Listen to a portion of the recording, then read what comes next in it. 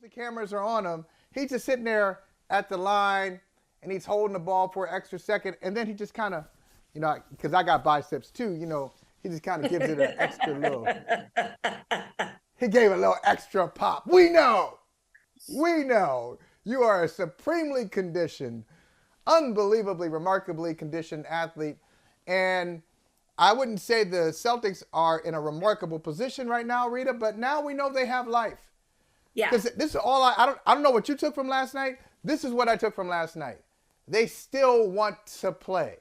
That's all I can say last night meant. They still want to play basketball because after game 3, I wasn't sure if a lot of them had summer homes in Miami and hey, we're here already. We're already down zip 3. Let's just wrap this thing up in 48 minutes. Can't take it to overtime. 48 minutes is our maximum tonight. And then we'll go home swept away for the season. So now we know the Celtics want to play. And I ask you, Reeta Hubbard, the NFL chick, what's next? Now what? That's a good question. I mean, I'm glad that they showed up. Thank you, I guess, and an elimination game that you absolutely needed to keep your season alive. But where were you the other 3 games? You are the number 2 seed in the Eastern Conference. The Heat didn't even win one of their first play-in games. Like, they're the 8th seed, and yet they are overachieving and they want it more than you. As Boston, you're clearly the more talented team, and yet you have looked like you're the 8th seed and they're the 2 seed. They're being outcoached. They're being outplayed. I mean, I'm glad that they're here, that they finally decided to get off the bus because it gave us some entertainment value. Of course, when I said, I'm not going to watch this game because I'm not going to even put myself in this position. Of course, they find a way to win the game. But ultimately, it really comes down to what Jason Tatum has been able to do in elimination games.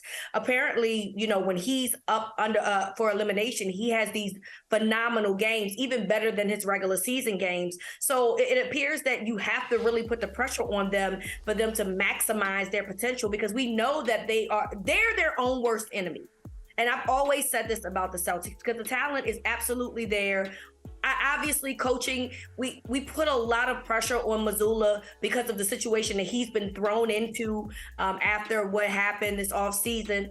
But the players still play, and they should have been able to easily find a way to overcome something sooner than game 4, right? So the question is now, do you win 3 straight? And I like the ideal that one of the players said, in which, look, we got to take this one game at a time. We can't really say, I'm going to find a way to string 3.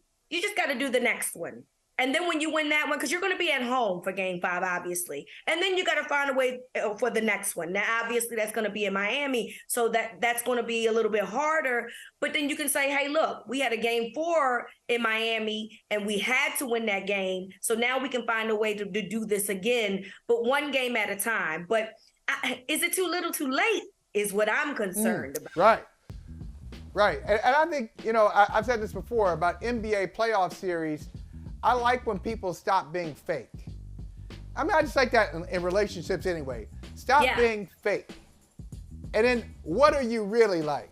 I've always, when I start my dating business, when I help people out, that's down the road. When I start my dating business, I'm going to advise people on the first date. I'm going to just get right there. First date or second date, let's just get right in there. You need to ask this potential candidate, what are you like when you're crazy? What are you like when you're mad? I want to see you at your worst, because now you're being all nice. Everything's all nice. What are you like when you really get pissed off? And so I think what we're about to see is the real Celtics and the real Heat, because, Rita, I'm telling you, they don't really respect one another. They don't. They're giving lip service to it. When they went up 3-0, Eric Spoelstra said, we have deep respect for them. No, you don't. You're lying. You're lying. No, you don't. You don't have deep respect for them.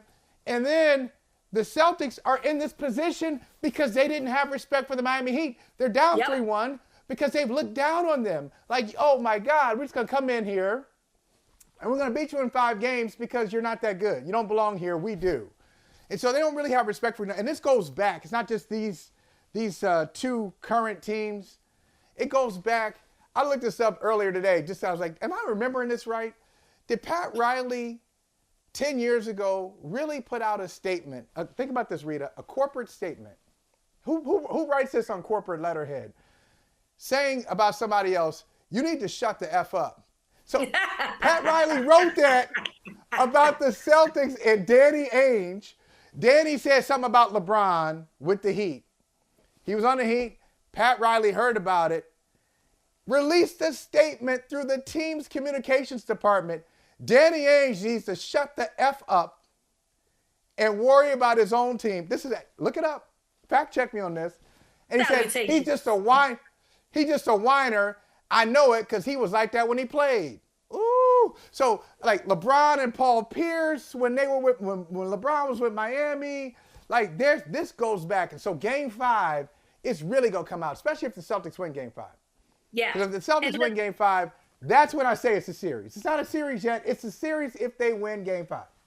I agree with that. I mean, at the end of the day, right, I feel like it's not on life support anymore. The series is not on life support anymore. You know, we found a way to resuscitate the series and get a heartbeat out of the Boston Celtics in this regard. But I agree with you. Game 5 is really going to tell us if the Celtics are really back in the fold of this thing, or if that was just, we got to find a way to will our way through it. But for me, I really feel like, Holley, that you have to find a way to get Jason Tatum to be the alpha guy. When he's the person that is on fire, when he's the one that's leading the way, I feel like Boston is in the best position to win. And of course, we saw that from him last night. And so I'm curious to know why that wasn't something that they weren't necessarily implementing consistently throughout the series to begin with. I mean, I'm glad that you finally found a way to get him to be the one that's the intricate part of what you were trying to do. But I don't know why it took you to literally have your backs to the wall to do that. So I would think that this will be the blueprint moving forward, because when Jason Tatum is on, he told you himself, I'm considered one of the greatest basketball players in the world, and he's not wrong. But I think that you have to let him be the person to guide you through this, right? Because he's the one that's going to put you in a better position to win that series. But, I agree with you. I like the realness. I like authenticity, which is why I like Jimmy Butler a lot, because I feel like that he is very authentic. Right. So if y'all don't like each other, you ain't got to lie to us. You ain't got to lie, Craig. Don't lie. Okay? Tell us the truth. If you don't like it too, how about you play like it too? Show us, give us a little razzle dazzle while you out there. If y'all don't care for each other in real life, because we like all the drama that also comes along with things that goes on the court. See, I'm going to be the fair arbitrator here. As I arbitrate this case, the case of Heat v. Celtics, I'm going to try to be a fair arbitrator and say, now you said off the top that the Heat are an 8 seed. Okay, an 8 seed in number only. Right. But they were here last year.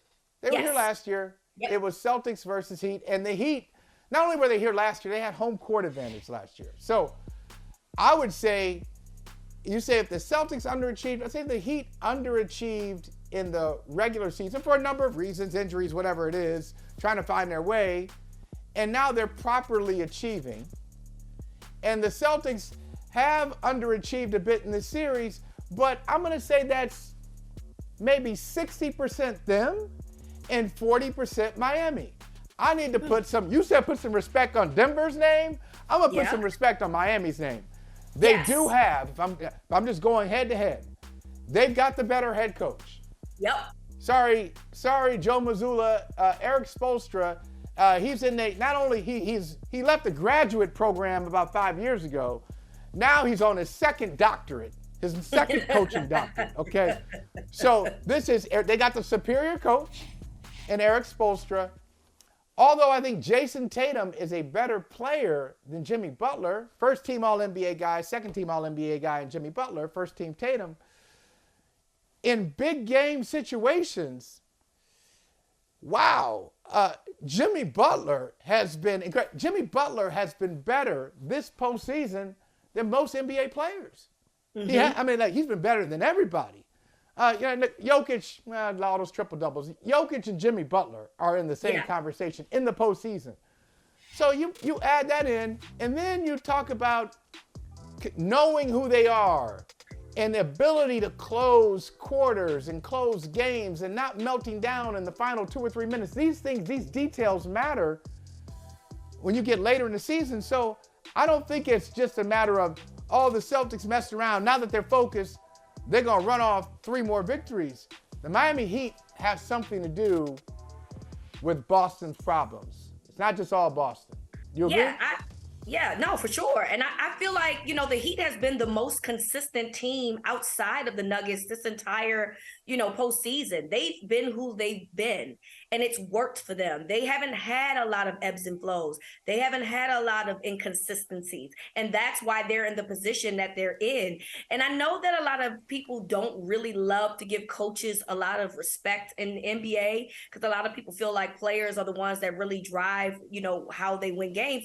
But I really want to shout out Coach Spo. I really feel like he's a big part of what they do. I think that he had changed some things and started using some analytics in addition to his coaching, and it's really helped what they've done. And, you still don't have your full starting 5. You don't have Tyler Hero. So you're still being able to do this. And I believe Hero is their 3rd leading scorer on the Heat. So, you're able to do all of these things without all of your guys. Yes, Jimmy Butler has been phenomenal, but in addition to Jimmy Butler, Coach Spo, I think, has also been able to keep these guys afloat and keep these guys consistent at what they do best. To me, that is the difference. And maybe one day Missoula will get there, and maybe this series will help him grow up in that regard, right? Time will still tell. We still got, at least one more game to see how this will go. But for now, the expert, the one who's been there and done that, is showing the youngin, hey, this is how you do it when you have talent. This is how you get the best out of your guys.